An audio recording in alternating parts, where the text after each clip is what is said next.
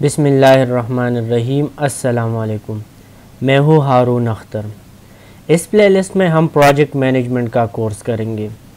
जो टॉपिक्स हम इस कोर्स में करेंगे वो है introduction to management, management functions, levels of management, organisational structure, types of organisation, project management detail में करेंगे, प्रोजेक्ट पढ़ेंगे डिटेल में, properties of projects, characteristics of projects, project life cycle के बारे में पढ़ेंगे, फिर प्रोजेक्ट नेटवर्क एनालिसिस के बारे में पढ़ेंगे, PERT टेक्निक करेंगे, CPM जो टेक्निक है वो करेंगे, रिसोर्स रिक्वायरमेंट्स के बारे में पढ़ेंगे, मॉनिटरिंग एंड कंट्रोल के बारे में पढ़ेंगे कि प्रोजेक्ट की मॉनिटरिंग और कंट्रोल के बारे में, फिर डिफरेंट कंप्यूटर टूल्स डिस्कस करेंगे। इसके बाद हम इन्वेंट्री मैनेजमेंट भी करेंगे जिसमें economic lot size, reorder point, safety stock level, JIT, computer tools और इसी तरह ह्यूमन रिसोर्स मैनेजमेंट भी हम करेंगे।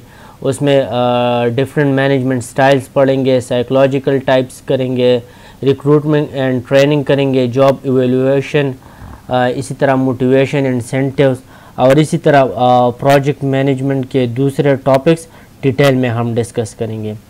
अब हम स्टार्ट लेंगे मैनेजमेंट से कि मैनेजमेंट क्या है। पहले स्लाइड में हम मैनेजमेंट के बारे में पढ़ेंगे।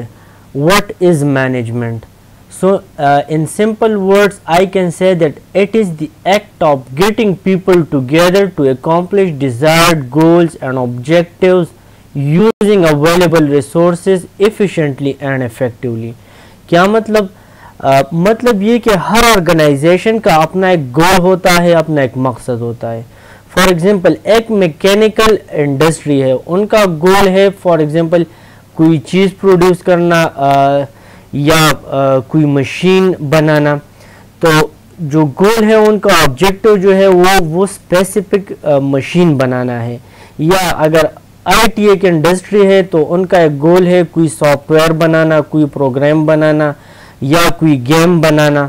तो अब उनका मकसद जो है, जो गोल है वो मशीन बनाना है या कोई गेम या कोई सॉफ्टवेयर बनाना है।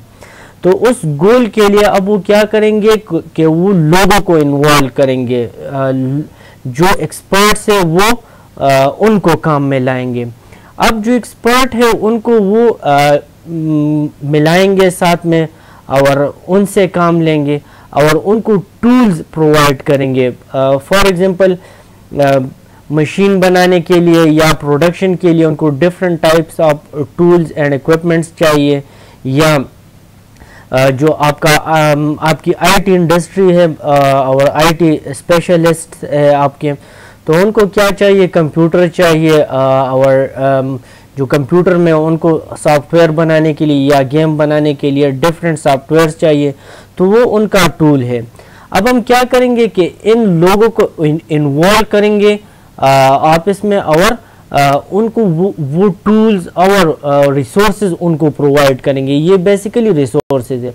अब वो क्या करेंगे कि वो उन रिसोर्सेज को एफिशिएंटली और इफेक्टिवली यूज़ करेंगे। और किस लिए यूज़ करेंगे? ताकि वो उस मकसद को पा सके। तो सिंपली या कलेक्टिवली मैं इसको डिफाइन कर सकता हूँ that management is the act of getting people together. उन लोगों को मिलाना है, उन लोगों को काम में लाना है। किस लिए? To accomplish desired goals and objectives. आपका गोल क्या है? वो स्पेसिफिक मशीन बनाना है, स्पेसिफिक प्रोडक्शन करनी है या आपका वो स्पेसिफिक सॉफ्टवेयर बनाना है। फिर कंपनी क्या करेगा, ऑर्गेनाइजेशन क्या करेगा? उनको रिसोर्सेज सप्लाई करेंगे और वो जो एक्सपर्ट्स है आपके वो उन रिसोर्सेज को यूज करेंगे, यूजिंग अवेलेबल रिसोर्सेज। लेकिन किस तरह यूज करेंगे? Efficiently and effectively. होप कि ये डिफिनीशन क्लियर है। नेक्स्ट मैं इसी तरह भी कह सकता हूँ that management is defined as all the activities and task undertaken for achieving goals by continuous activities like planning, organizing, leading and controlling.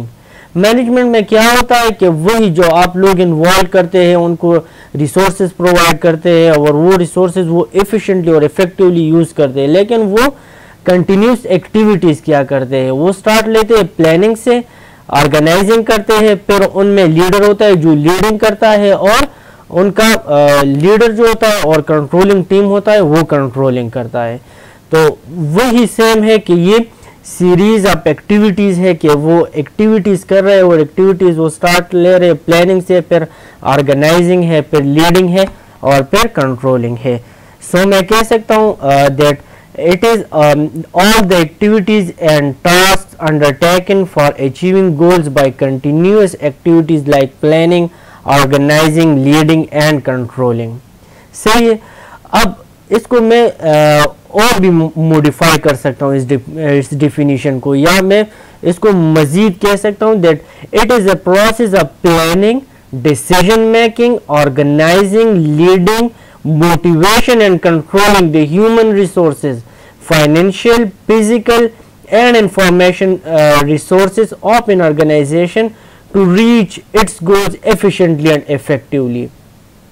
आपने क्या करना है कि ये एक ऐसा प्रोसेस है, आप प्लानिंग करते हैं, डिसीजन मेकिंग करते हैं, ऑर्गेनाइजिंग करते हैं, लीडिंग भी करेंगे आप, मोटिवेशन भी इसमें आता है, कंट्रोलिंग ह्यूमन रिसोर्सेज भी आता है, फाइनेंशियल रिसोर्सेज को कंट्रोल करना भी है इसमें, और इंफॉर्मेशन रिसोर्सेज को भी कंट्रोल करना है। ये सब एक ऑर्गेनाइजेशन में है, ठीक है। और ये फिर क्या करेंगे, ये प्लानिंग, ऑर्गेनाइजिंग, लीडिंग और कंट्रोलिंग ह्यूमन रिसोर्सेज को और फाइनेंशियल रिसोर्सेज को, ये हम क्यों करते हैं? जो हमने गोल सेलेक्ट किया है उस गोल को अचीव करने के लिए हम करते हैं। और जब ये हम करेंगे तो फिर जो आपके रिसोर्सेज होंगे वो एफिशिएंटली यूज़ होंगे और इफेक्टिवली यूज़ होंगे। सो तो मैं मज़ीद इलाबोरेट कर सकता हूँ that management is a process of planning, decision making, organizing, leading, motivation and controlling the human resources, financial, physical as well as information resources of an organization to reach its goals and objectives efficiently and effectively। अगर ये चीज़ें आपको clear नहीं है तो simply आप define कर सकते हैं कि मैनेजमेंट एक ऐसा प्रोसेस है जिसमें हम गोल्स को सेट करते हैं और गोल्स की तरफ हम जाते हैं, उस गोल को अचीव करते हैं, लेकिन वो गोल हमने इफेक्टिवली और एफिशिएंटली अचीव करना है। सो इन शॉर्ट या टू समराइज ऑल दिस, मैं कह सकता हूँ that management is the process of setting and reaching goals effectively and efficiently. या हम इसी तरह भी कह सकते हैं कि जो एक्सपर्ट्स या जो ग्रुप ऑफ पीपल है आपने एक कॉमन गोल या कॉमन ऑब्जेक्टिव को अचीव करने के लिए हायर किया हुआ है जिन ग्रुप को, तो मैनेजमेंट उसके लिए एज ए गाइड एक्ट करता है। Management acts as a guide to a group of people working in the organisation and coordinating their efforts towards the attainment of the common objective. या मैं इसी तरह भी कह सकता हूं कि मैनेजमेंट जो है it is concerned with optimally using 5 M's। अगर वो 5 M क्या है? मैन है, मशीन है, मटेरियल है, मनी है और मेथड्स है, या मेथड्स जो है जो आप प्रोसेसेस यूज कर रहे हैं। सो मैं कह सकता हूं कि it is concerned with optimally using 5 M's, that is men, machine, material, money and methods। और ये पॉसिबल कब होगा? जब आपके पास प्रॉपर डायरेक्शन हो, कोऑर्डिनेशन हो और कम्बिनेशन या integration of processes and activities हो। जो आपने ग्रुप हायर किया हुआ है या जो आपका मैनेजमेंट स्टाफ है उनमें ये सलाहियत हो कि वो प्रोसेसेस और एक्टिविटीज को इंटीग्रेट कर सके। और ये सब हम क्यों करेंगे? ताकि हम अचीव कर सके उस गोल को जो उस ऑर्गेनाइजेशन ने अपने लिए रखा है, ताकि उसको वो ऑर्गेनाइजेशन अचीव कर सके। So it is concerned using 5 M's, जो कि मशीन, मटेरियल, मनी, मैन और मेथड्स है। और ये हम किस तरह इनको इन्वॉल्व कर सकते हैं या इनको हम एफिशिएंटली और इफेक्टिवली यूज कर सकते हैं, जब हमारे पास प्रॉपर मैनेजमेंट हो, प्रॉपर डायरेक्शन हो। प्रॉपर डायरेक्शन प्रॉपर मैनेजमेंट से आता है, कोऑर्डिनेशन भी प्रॉपर मैनेजमेंट का हिस्सा है, integration of the process and activities भी मैनेजमेंट का हिस्सा है। और जब ये सब काम आप अचीव कर ले तो इसका मकसद, जब आप कर ले तो इसका मकसद है कि आप अपने डिजायर्ड रिजल्ट को अचीव कर सकेंगे। अब हम कैरेक्टरिस्टिक्स ऑफ मैनेजमेंट की तरफ आएंगे। पहले हम एक फिगर लेंगे, फिगर में जो कैरेक्टरिस्टिक्स मेंशन है उनको शॉर्टली डिस्कस करेंगे, फिर वन बाय वन एक एक करके हम डिस्कस करेंगे। अच्छा, जो पहला कैरेक्टरिस्टिक है वो है कि मैनेजमेंट जो है वो यूनिवर्सल होगा। यूनिवर्सल किस तरह? आपके जितने भी ऑर्गेनाइजेशंस है, चाहे वो प्रॉफिट मेकिंग हो या ना हो, वो उनको मैनेजमेंट रिक्वायर होता है, या वो अपने एक्टिविटीज़ को या अपने प्रोसेसेस को या जो काम करते हैं वो प्रॉपरली मैनेज करते हैं या उनको मैनेजमेंट की ज़रूरत होती है। इसलिए हम कहते हैं कि मैनेजमेंट जो है ये एक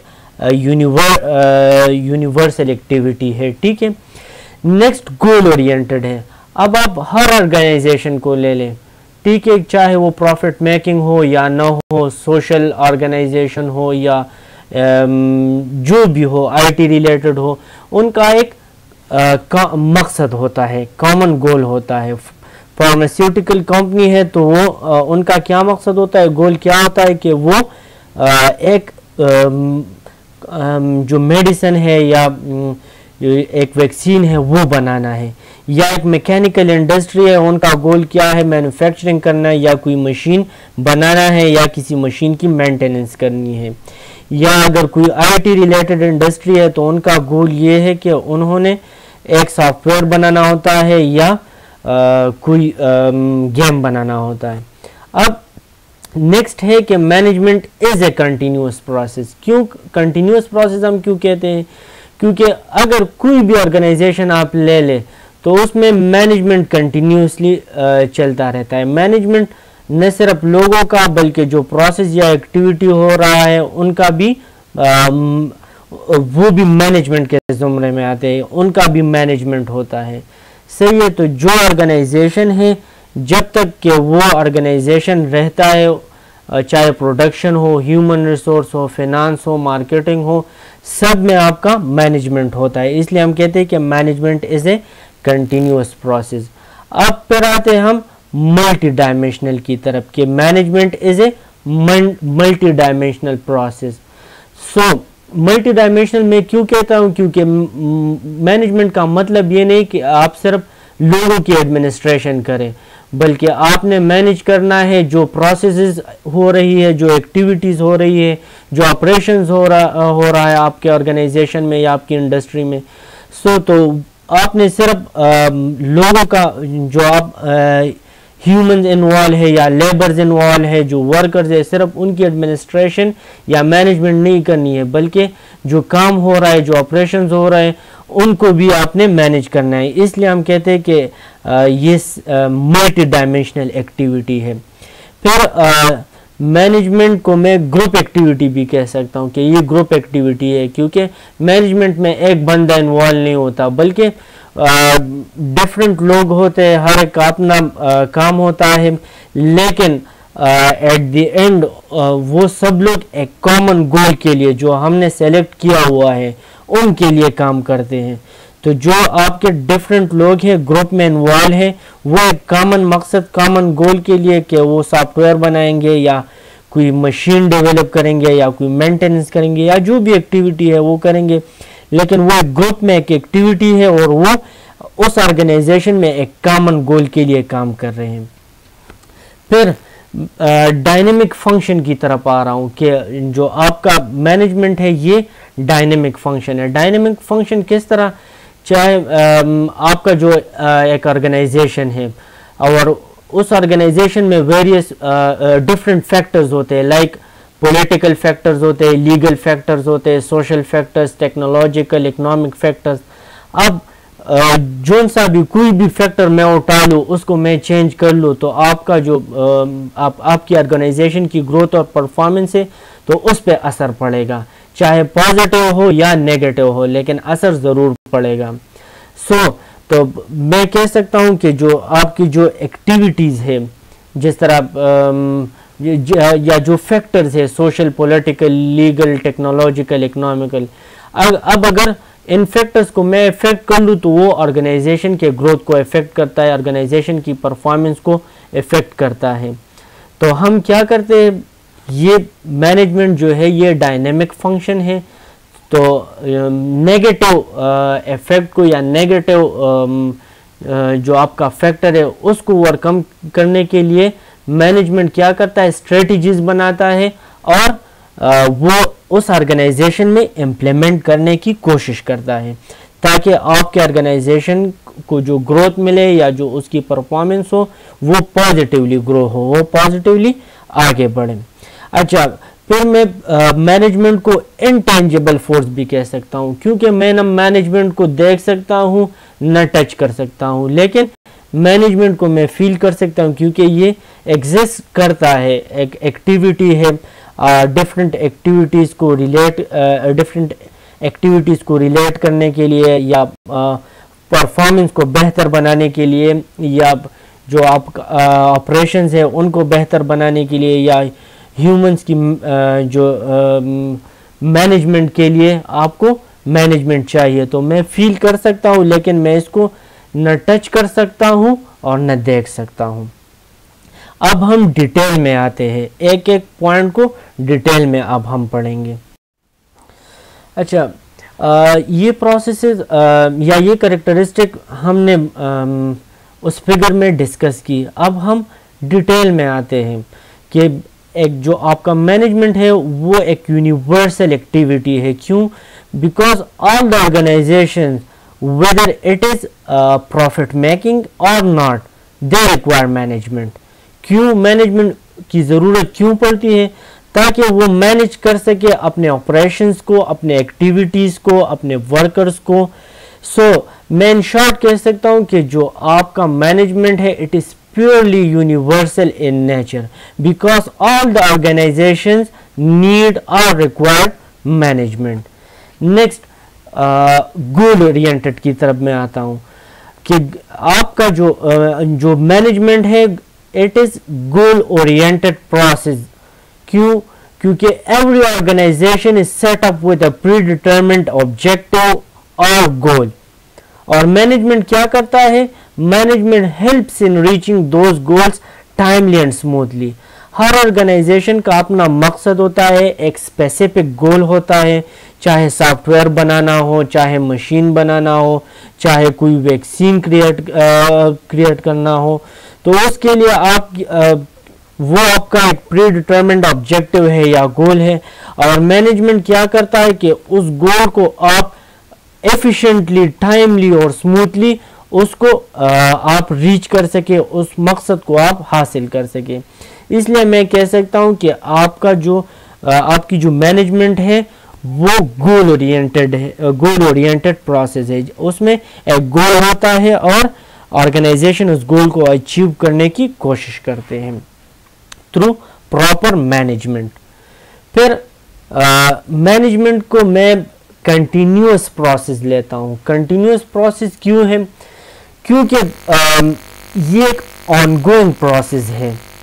ठीक है, जो भी ऑर्गेनाइजेशन हो, आप देख ले, हर ऑर्गेनाइजेशन में चाहे वो प्रोडक्शन हो, जिसमें प्रोडक्शन हो रही हो, ह्यूमन भी उसमें इन्वॉल्व हो, ह्यूमन रिसोर्स हो, फाइनेंस चाहे इसमें इन्वॉल्व हो, या मार्केटिंग हो, जो भी प्रोसेस हो, उन सब प्रोसेस में मैनेजमेंट इन्वॉल्व होता है। तो मैं कह सकता हूं कि it is an ongoing process which tends to persist as long as the organisation exist. जब तक ऑर्गेनाइजेशन में कोई प्रोसेस चल रहा है, चाहे वो प्रोडक्शन रिलेटेड हो, फाइनेंस रिलेटेड हो, मार्केटिंग रिलेटेड हो, ह्यूमन रिसोर्स रिलेटेड हो, जब तक कि वो चल रहा है तो उसमें आपको मैनेजमेंट की ज़रूरत है। और हर फील्ड में, और जो आपका हर इदारा है, उस ऑर्गेनाइजेशन में हर एक फील्ड है, हर एक डिपार्टमेंट है, उसमें मैनेजमेंट हो रही है।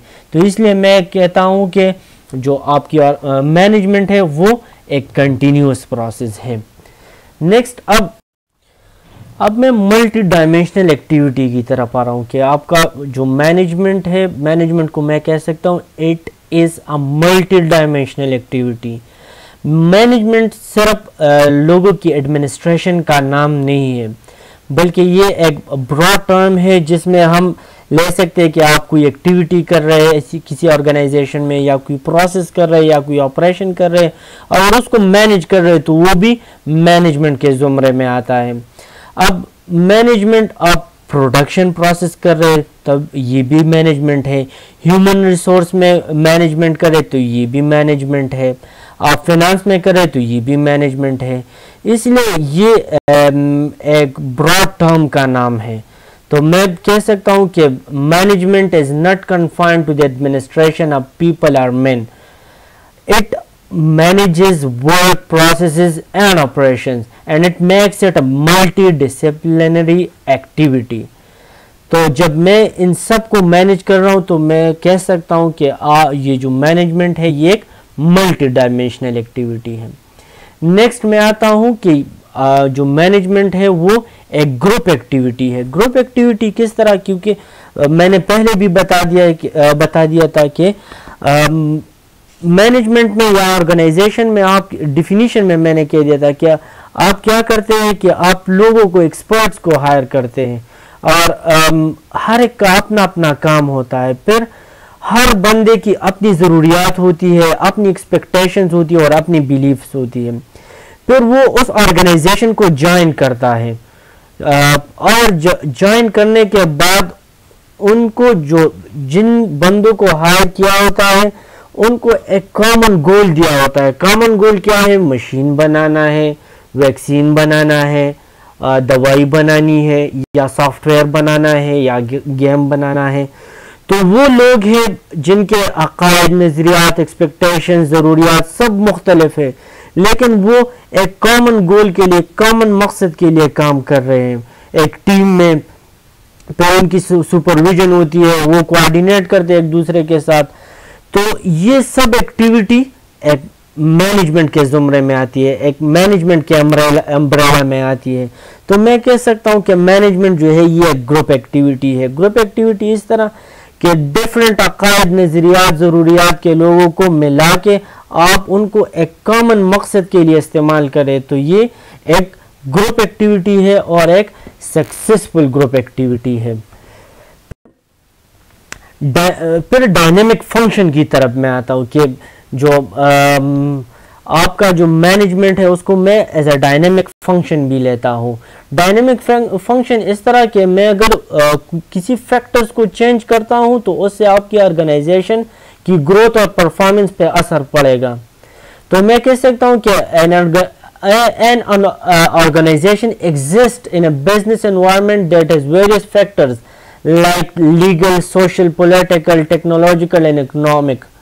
So a slight change in any of these factors will affect the organization's growth and performance.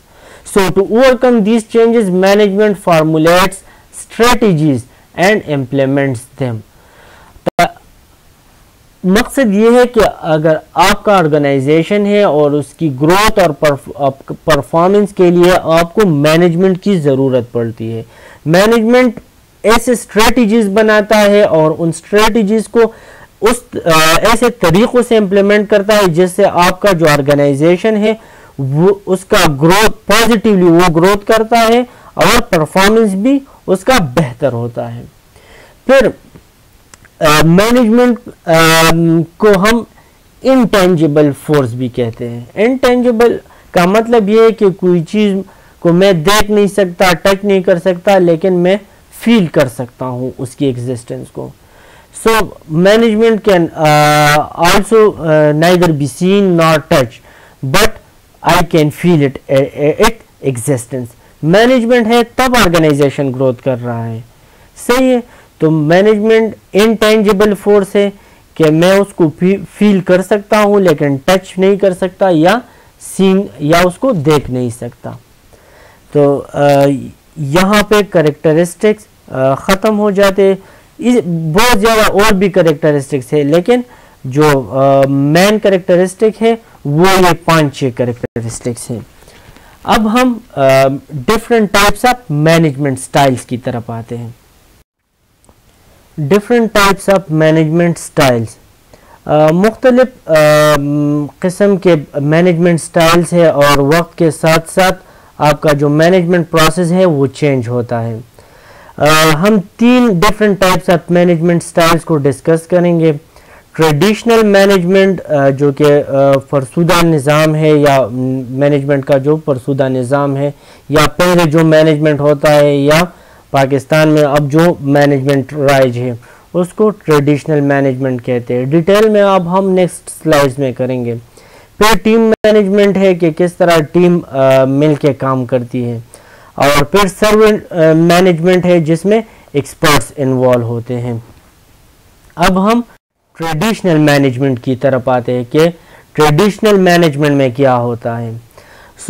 Traditional management में आपके पास लो लेवल मैनेजमेंट भी है, मिड लेवल मैनेजमेंट भी है और सीनियर मैनेजमेंट भी है।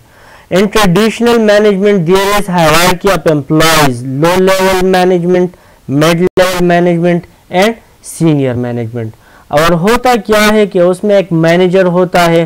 ट्रेडिशनल मैनेजमेंट सिस्टम में आपका मैनेजर होता है, और मैनेजर आपका मैनेजर को मैं बॉस कह सकता हूँ। उसमें एक बॉस होता है, वो गोल सेट करता है, एक्सपेक्टेशन सेट करता है, ठीक है। वो एम्प्लॉयज के लिए गोल सेट करता है और एम्प्लॉय से कहता है कि आपने ये गोल अचीव करना है। एम्प्लॉय अब दिन रात काम करते हैं उस गोल को अचीव करने के लिए। जब वो गोल अचीव कर ले तो मैनेजर या जो उनका वो बॉस होता है वो आता है और वो रिवॉर्ड रिसीव करता है। आप देख ले पाकिस्तान में पुलिस का निज़ाम देख ले, आर्मी का निज़ाम देख ले, चाहे वापडा में हो, चाहे जो भी आप ऑर्गेनाइजेशन जो भी ऑर्गेनाइजेशन हो उसको आप ले लें। वहाँ पे क्या होता है, उनका एक बॉस होता है, सीनियर होता है, जो भी होता है। ग्रुप में वो भी काम करते हैं, लेकिन मैनेजर क्या होता है कि वो नीचे टास्क दे देता है अपने सबऑर्डिनेट्स को, चाहे पुलिस में हो या आर्मी में हो या जो भी हो, वो उनको टास्क दे देता है। अब वो सक्सेसफुली जो एम्प्लॉयज है या जो लो वर्कर्स है, लो लेवल मैनेजमेंट है और मिड लेवल मैनेजमेंट है, वो सक्सेसफुली वो टास्क कंप्लीट कर देते हैं। अच्छा, अब गवर्नमेंट की तरफ से उनको रिवॉर्ड दिया जाता है, तो उनका बॉस आता है और जब वो तकरीर करता है, अवार्ड या रिवॉर्ड या जो भी हो इनाम वो रिसीव करता है, और तकरीर में भी वो कहता है कि मैंने ये किया, मैंने ये किया, मैंने फिर इस तरह ये किया, मैंने फिर इस तरह ये किया। मतलब ये है कि काम सारा लोअर स्टाफ करता है, और जो फ़ायदा है या जो रिवॉर्ड है या जो अवार्ड है, जो फाइनेंशियली रिवॉर्ड हो या अवार्ड हो या जो भी हो, वो रिसीव करता है बॉस। तो ये ट्रेडिशनल मैनेजमेंट है, और अनफॉर्चुनेटली पाकिस्तान में हर इदारे में ट्रेडिशनल मैनेजमेंट है। Boss is always right. Boss जो है वो उनके लिए गोल्स सेट करता है कि आपने ये अचीव करना है, और जो लोअर स्टाफ है वो जो गोल होता है उनको अचीव लोअर स्टाफ करते हैं, और जो रिवॉर्ड है वो फिर बॉस ले जाता है। ये ट्रेडिशनल मैनेजमेंट है। अब हम टीम मैनेजमेंट की तरफ आते हैं। अच्छा, अब उसके बरक्स टीम मैनेजमेंट में क्या होता है। टीम मैनेजमेंट में बॉस की जगह जो मैनेजर होता है उसको टीम लीडर कहा जाता है।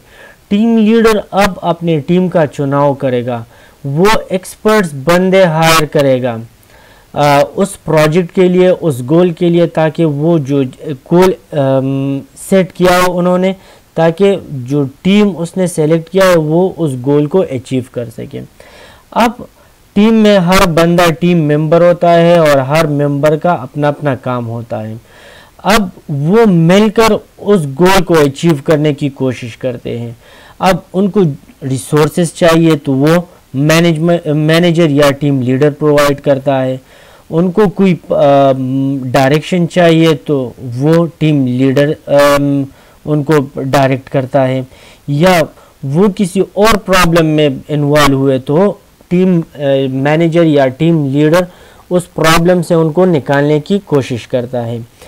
अब उस फील्ड में या उस टीम में जितने भी बंदे होते हैं वो एक्सपर्ट्स होते हैं। तो जो मैनेजर है या टीम लीडर है वो उनको पॉलिसी डिक्टेट नहीं करता, बल्कि उनको पाथ बताता है, उनकी हेल्प करता है, उनको रिसोर्सेज प्रोवाइड करता है, लेकिन पॉलिसी डिक्टेट नहीं करता, उनके काम में दखल नहीं देता। और जो टीम होता है उस टीम को लीड करता है।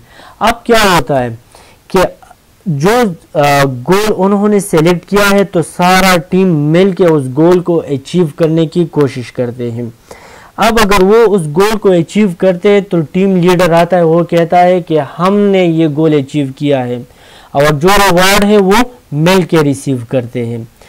फिर अगर खुदा न ख्वास्ता वो उस गोल को अचीव नहीं करते तो फिर भी वो टीम लीडर आता है और वो कहता है कि मैं एज ए टीम लीडर कि हमने ये गोल अचीव नहीं किया तो मैं अपनी गलती का एतराफ़ करता हूँ, या जो शॉर्टकमिंग्स है मैं एतराफ़ करता हूँ और एज ए टीम लीडर मैं एक्सेप्ट करता हूँ। अब आप दोनों को देख ले कितना बड़ा फ़र्क है ट्रेडिशनल मैनेजमेंट में और टीम मैनेजमेंट में। ट्रेडिशनल मैनेजमेंट में बॉस जो है वो सारा रिवॉर्ड जो है वो रिसीव करता है, लेकिन जब टीम अनफॉर्चुनेटली गोल अचीव नहीं करती तो जो ट्रेडिशनल मैनेजमेंट में बॉस है वो उनकी सरजनिश करता है और कहता है कि ये प्रोजेक्ट आप लोगों की वजह से फेल हुआ है। लेकिन उसके बरक्स टीम मैनेजमेंट में क्या होता है, जो टीम मैनेजर या टीम लीडर होता है वो अगर प्रोजेक्ट को सक्सेसफुली अचीव करते हैं या सक्सेसफुली वो प्रोजेक्ट को कंप्लीट कर देते हैं तो वो कहता है कि ये सारा काम हमने मिल के किया है और जो रिवॉर्ड हम रिसीव करेंगे वो हम मिल के रिसीव करेंगे। और अगर वो अनफॉर्चुनेटली या खुदा न ख्वास्ता उस टास्क को कंप्लीट नहीं करते तो आता है कि ये हमारे टीम की हमारा टीम ये गोल नहीं कर सका और एज ए टीम लीडर ये सारी गलती मेरी है कि मैं प्रॉपर मैनेजमेंट नहीं कर सका। अब थर्ड उससे भी एक कदम आगे सर्वेंट मैनेजमेंट की तरफ हम आते हैं।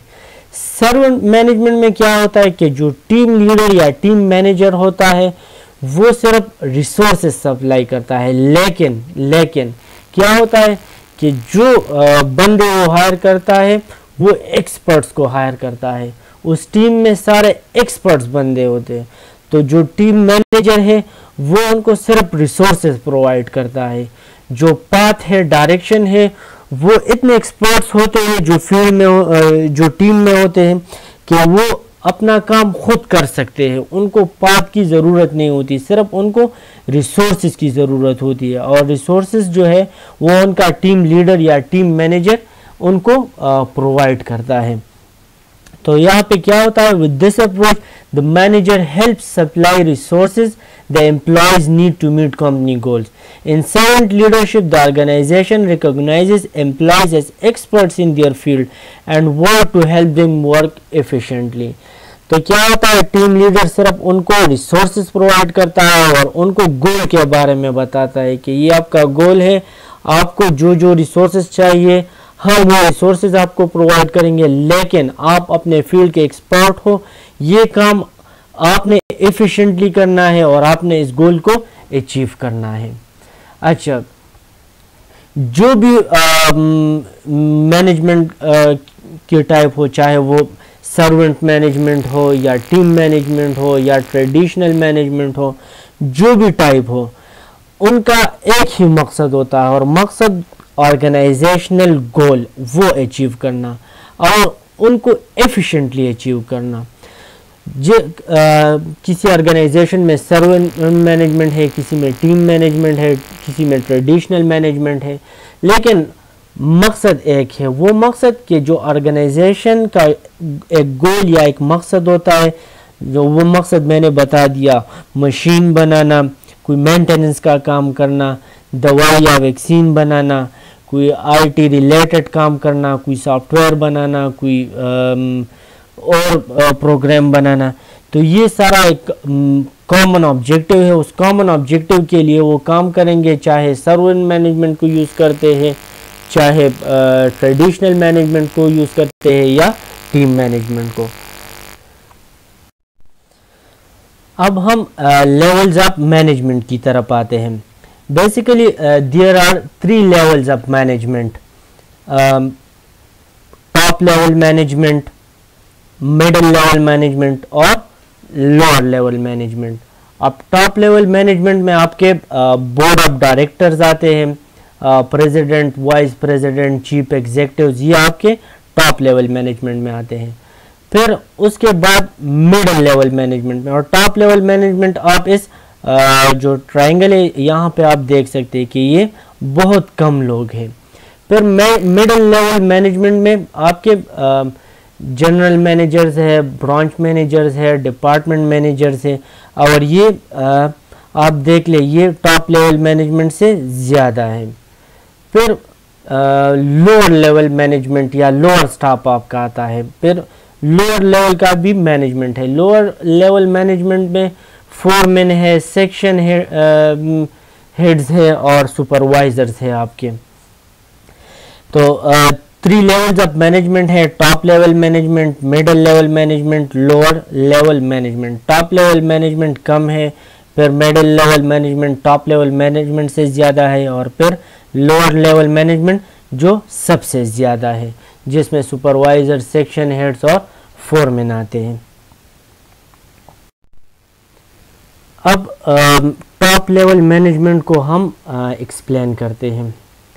अच्छा, ये हाईएस्ट लेवल है ऑर्गेनाइजेशनल हायरार्की में, और इसमें बोर्ड ऑफ डायरेक्टर्स इंक्लूड है, प्रेसिडेंट है, वाइस प्रेसिडेंट है और चीफ एग्जीक्यूटिव्स आते हैं।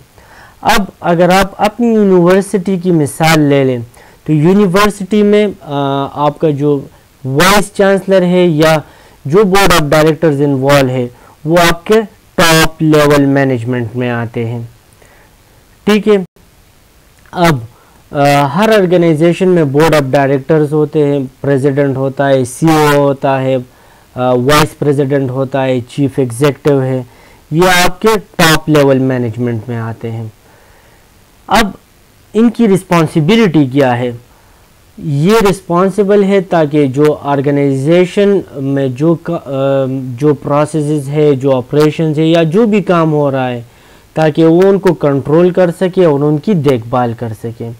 अच्छा, अब टॉप लेवल मैनेजमेंट गोल्स भी डेवलप करते हैं, प्लान्स भी देते हैं, स्ट्रेटेजिक प्लान्स देते हैं, जो कंपनी की पॉलिसीज़ होती है वो भी टॉप लेवल मैनेजमेंट बनाते हैं, और फिर डिसीजन भी वो करते हैं कि आगे करना क्या है, बिजनेस को किस तरफ ले जाना है। जो भी ऑर्गेनाइजेशन हो, प्रॉफिट मेकिंग हो या प्रॉफिट मेकिंग ना हो, तो उसमें क्या होता है, जो कंट्रोलिंग और जो ऑर्गेनाइजेशन की कंट्रोलिंग और ओवरसीइंग का काम है वो टॉप लेवल मैनेजर्स करते हैं। फिर गोल भी वो बनाते हैं, स्ट्रेटेजिक प्लान्स भी वो करते हैं, कंपनी पॉलिसीज भी वो बनाते हैं, और जो डिसीजन लेना होता है वो भी वो करते हैं।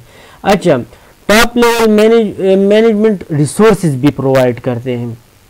ऑर्गेनाइजेशन में रिसोर्सेज प्रोवाइड करना ये भी टॉप लेवल मैनेजमेंट का काम है, और फिर जनरल पब्लिक के साथ, स्टेक होल्डर्स के साथ उनके साथ बात करना या उनको माइल करना या उनको पॉलिसी बताना, ये भी टॉप लेवल मैनेजर्स का काम है। तो जो टॉप लेवल आपके मैनेजर्स हैं, जिस तरह बोर्ड ऑफ डायरेक्टर्स हो गए, प्रेसिडेंट, वाइस प्रेसिडेंट, यूनिवर्सिटी का वाइस चांसलर, या डीन भी हो सकता है, रजिस्ट्रार भी हो सकता है, चीफ एग्जीक्यूटिव्स भी हो सकते हैं। ये जो है आपके टॉप लेवल के मैनेजर्स हैं, या आपकी टॉप लेवल मैनेजमेंट में ये बंदे होते हैं, और ये जो सारी ऑर्गेनाइजेशन की जिम्मेदारी है ये इन लोगों के कंधों पे आती है। ये लोग गोल्स भी डेवलप करते हैं, प्लान्स भी ये लोग बनाते हैं, पॉलिसीज़ भी ये बनाते हैं, डिसीजन भी ये करते हैं और बिज़नेस को आगे ये लोग ले जाते हैं। और रिसोर्सेज प्रोवाइड करना, फिर जनरल पब्लिक या स्टेक होल्डर्स के साथ बात करना, ये भी टॉप लेवल मैनेजमेंट का काम है। नेक्स्ट मिडिल लेवल मैनेजमेंट है। अब मिडिल लेवल मैनेजमेंट में आपके ब्रांच मैनेजर्स है, डिपार्टमेंट मैनेजर्स है, डिपार्टमेंट के हेड्स है। अब होता क्या है कि टॉप लेवल मैनेजमेंट के जो बंदे हैं, फॉर एग्जांपल मैं यूनिवर्सिटी की मिसाल लेता हूँ, तो वहाँ पे वाइस चांसलर है, डीन है, रजिस्ट्रार है, तो वो अपनी पॉलिसी मिडिल लेवल मैनेजमेंट के बंदों को, जो कि डिपार्टमेंट के हेड्स है, HODs है, उनको वो पॉलिसी डिक्टेट कर देते हैं, या जो ऑर्गेनाइजेशनल गोल है या जो भी है वो उनको डिक्टेट कर देते हैं। अब मिडिल लेवल मैनेजमेंट या मिडिल लेवल मैनेजर्स का काम क्या होता है कि वो जो पॉलिसी टॉप लेवल मैनेजमेंट के बंदों ने उनको डिक्टेट की है, वो पॉलिसी अब वो लोअर लेवल मैनेजमेंट के बंदों को सप्लाई कर दे, प्रोवाइड कर दे, डिक्टेट कर दे। तो बेसिकली इनका काम क्या होता है कि वो एज ए ब्रिज का काम करते हैं। ये सेकंड और एक इम्पॉर्टेंट लेवल है। It is the second and most important level in the corporate ladder, as it creates a link between the top and lower level management. जिस तरह मैंने बता दिया कि टॉप लेवल मैनेजमेंट की जो पॉलिसी है वो लोअर लेवल मैनेजमेंट की तरफ ले जाना मिडिल लेवल मैनेजमेंट का काम है। अब branch managers, department managers, general managers, department heads, ये तमाम एग्जांपल्स हैं मिडिल लेवल मैनेजर्स के। और जो आपके मिडिल लेवल मैनेजर्स हैं, they are accountable to the top management for their department functions. अब आपका जो वाइस चांसलर है या रजिस्ट्रार है या डीन है, वो डिपार्टमेंट के फंक्शन या डिपार्टमेंट के प्रोग्रेस के बारे में किसी लेक्चरर से, लैब इंजीनियर से, एसोसिएट प्रोफेसर से या किसी प्रोफेसर या असिस्टेंट प्रोफेसर से नहीं पूछेगा, बल्कि वो मिडिल लेवल मैनेजर से पूछेगा। और मिडिल लेवल मैनेजर कौन है? जो आपके डिपार्टमेंट का हेड है। सो आपका जो वाइस चांसलर है वो डिपार्टमेंट के फंक्शन के बारे में HODs से डिस्कशन करेगा, उनसे पूछेगा, और HODs are accountable to the top manager.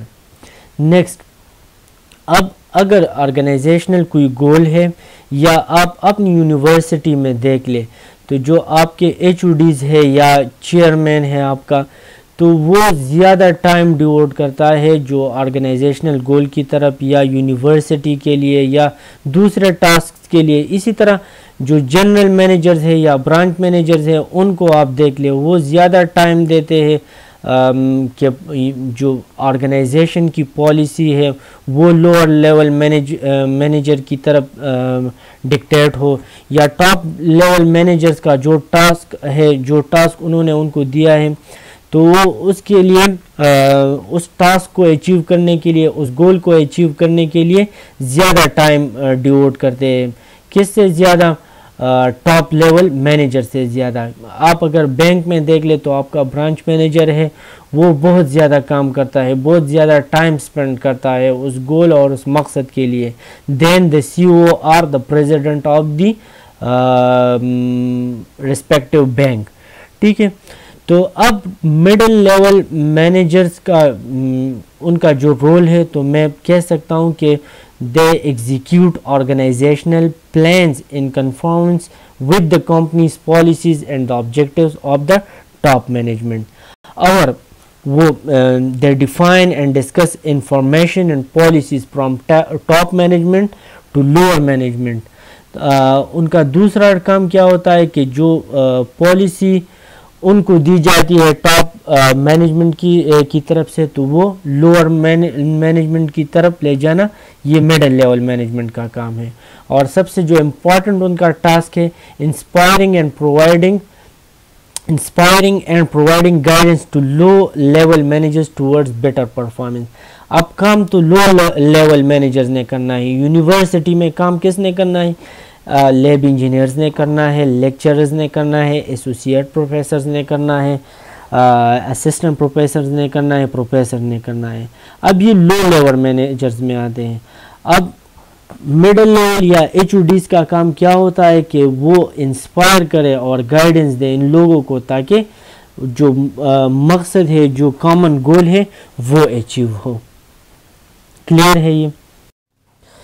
Middle level management को ही कंटिन्यू करूंगा और मिडिल लेवल मैनेजर्स के कुछ फंक्शंस है जो कि मैं डिस्कस करना चाहता हूँ। So some of the function of the middle level managers are, ये डिटेल में हो गए, लेकिन फिर भी कुछ फंक्शंस है जो शॉर्टली डिस्कस करना चाहता हूँ। The first is designing and implementing effective group and inter group work and information system.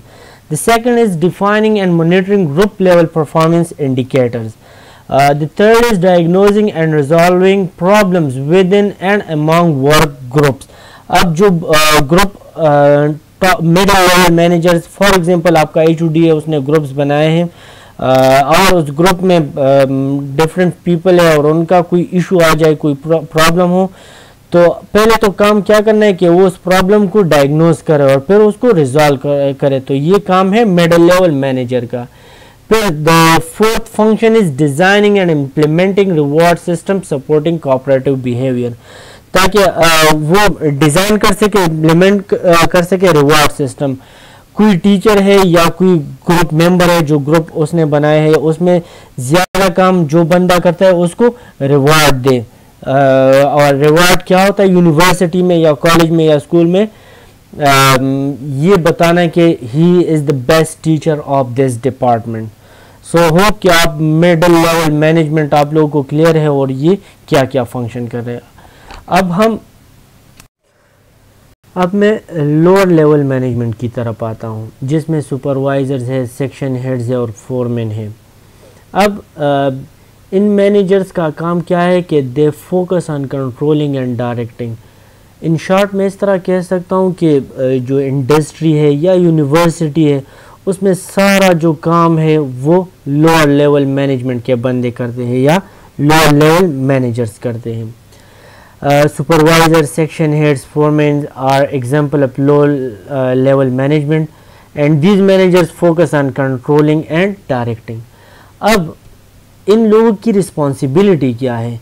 तो मैंने जिस तरह बता दिया कि जो इंडस्ट्री है या जो यूनिवर्सिटी है, कॉलेज है, स्कूल है, इसमें जितने भी टास्क है ये सब लो लेवल मैनेजर्स करते हैं। और वो टास्क क्या है कि असाइनिंग एम्प्लॉयज टास्क, किसी एम्प्लॉय को या लोअर स्टाफ को जो टास्क देना, ये लोअर लेवल मैनेजमेंट की जिम्मेदारी है। फिर वो टास्क उनको दिया गया है, अब टास्क की समझ उनको नहीं है, तो गाइडेंस जो है ये लोअर लेवल मैनेजमेंट की जिम्मेदारी है। फिर गाइडेंस उनको दे दिया, लेकिन अब सुपरविजन की इनकी ज़रूरत है। अब डे टू डे एक्टिविटीज़ हो रही है किसी यूनिवर्सिटी में या किसी इंडस्ट्री में, जो भी इंडस्ट्री हो, उसमें डे टू डे एक्टिविटी हो रही है, तो वहाँ पे गाइडेंस देना और सुपरविजन का काम ये लोअर लेवल मैनेजमेंट का काम है। फिर क्वालिटी को चेक करना, क्वांटिटी को चेक करना, ये सारा लोअर लेवल मैनेजर्स का काम है। फिर रिकमेंडेशन देना और सजेशंस देना, ये भी लोअर लेवल मैनेजमेंट का काम है। और एम्प्लॉय की जो प्रॉब्लम्स हैं उनको रिजॉल्व करना, ये भी लोअर लेवल मैनेजमेंट का काम है। तो मैं इन शॉर्ट कह सकता हूँ कि किसी ऑर्गेनाइजेशन में जो डे टू डे एक्टिविटीज़ है या रूटीन के जितने भी टास्क है या जितने भी रूटीन के प्रॉब्लम्स हैं, उनको सॉल्व करना लोअर लेवल मैनेजमेंट का काम है।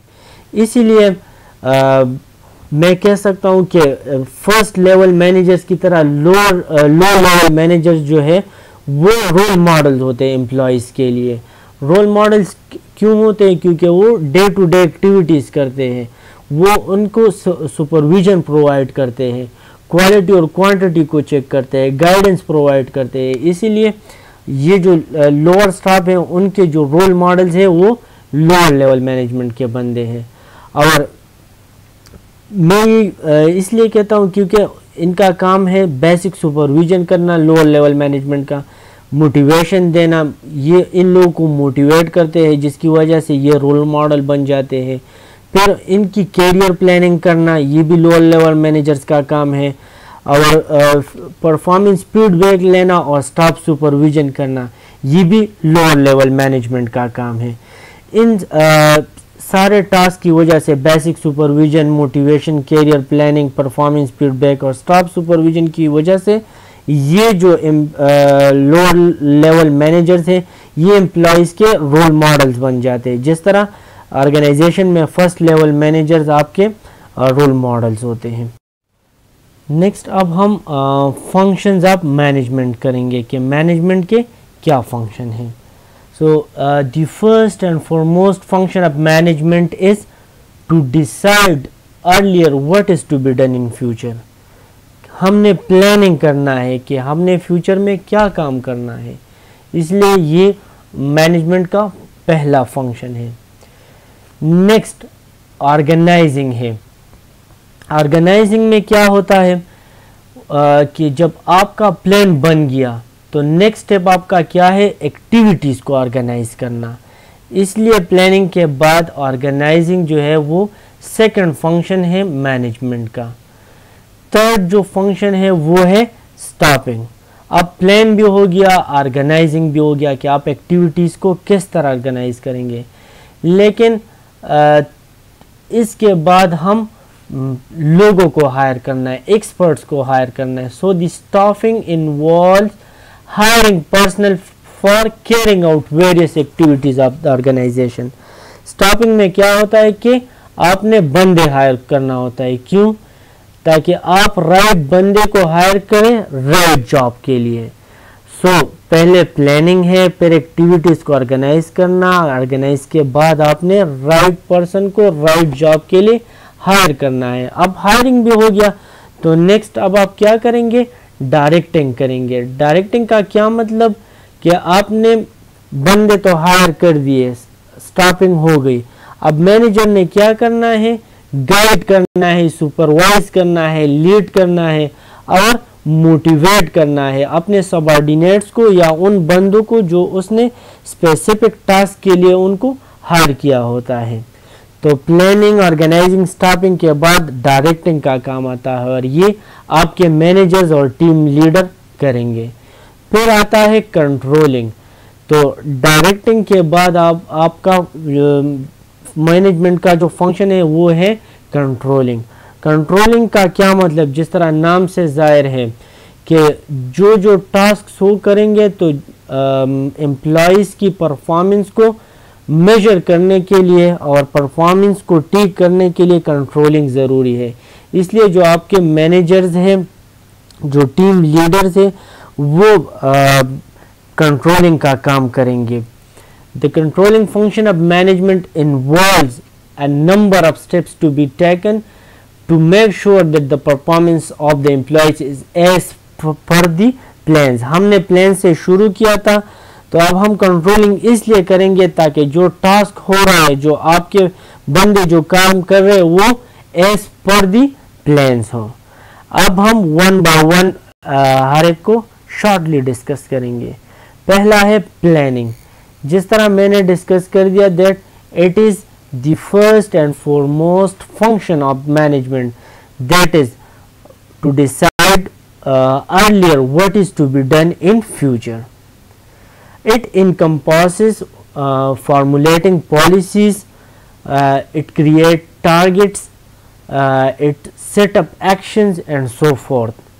तो प्लानिंग में क्या होता है कि ये हम प्लान करते हैं कि फ्यूचर में हमने क्या करना है, फिर पॉलिसी बनाना है, टारगेट्स क्रिएट करना होता है जो आपका गोल है, और किस तरह हम एक्शन लेंगे और इसी तरह के टास्क, ये प्लानिंग फेज में आता है। नेक्स्ट अब हम ऑर्गेनाइजिंग की तरफ आते हैं। अब आपने क्या किया, पहले स्टेप में प्लानिंग हो गया, प्लानिंग में सब कुछ कंप्लीट हो गया। अब जो आपका प्लान है वो फॉर्मुलेट हो गया। नेक्स्ट स्टेप आप क्या है कि आप हर एक्टिविटी को ऑर्गेनाइज करेंगे, रिसोर्सेज को ऑर्गेनाइज करेंगे। आपने टास्क आइडेंटिफाई कर दिए कि ये मेरे टास्क है, ये वाले टास्क मैं करूँगा। अब ऑर्गेनाइजिंग के पेज में टास्क आइडेंटिफाई हो गए, फिर उन टास्क को मैं क्लासिफाई करूँगा और फिर जो सब ऑर्डिनेट्स है, जो वर्कर्स है, मैं उनको ड्यूटीज असाइन करूँगा इन ऑर्गेनाइजिंग पेज में, और फिर इनको रिसोर्सेज भी अलॉट करूँगा। तो जो प्लानिंग के बाद जो पेज है वो ऑर्गेनाइजिंग का पेज है, जिसमें हम एक्टिविटीज़ को ऑर्गेनाइज करते हैं, रिसोर्सेज को ऑर्गेनाइज करते हैं, टास्क आइडेंटिफाई करते हैं, फिर उन टास्क को क्लासिफाई करते हैं, फिर जो सब ऑर्डिनेट्स है उनको ड्यूटीज असाइन करते हैं और उनको रिसोर्सेज अलॉट करते हैं। इसके बाद आता है स्टाफिंग। तो स्टाफिंग में क्या है कि it involves hiring personnel for carrying out various activities of the organisation. अब आपकी ऑर्गेनाइजेशन में क्या है, वेरियस एक्टिविटीज है और जो ऑर्गेनाइजिंग का टास्क हो गया, तो अब क्या है, प्लानिंग और ऑर्गेनाइजिंग के बाद आपने बंदे हायर करने हैं और एक्सपर्ट्स को हायर करना है, ताकि जो राइट जॉब है, राइट जॉब के लिए राइट बंदा हो आपके पास। तो स्टाफिंग भी मैनेजमेंट का एक इम्पॉर्टेंट फंक्शन है, जिसमें हम लोगों को बंदों को हायर करते हैं ताकि जो राइट जॉब है उसके लिए राइट बंदा हायर हो।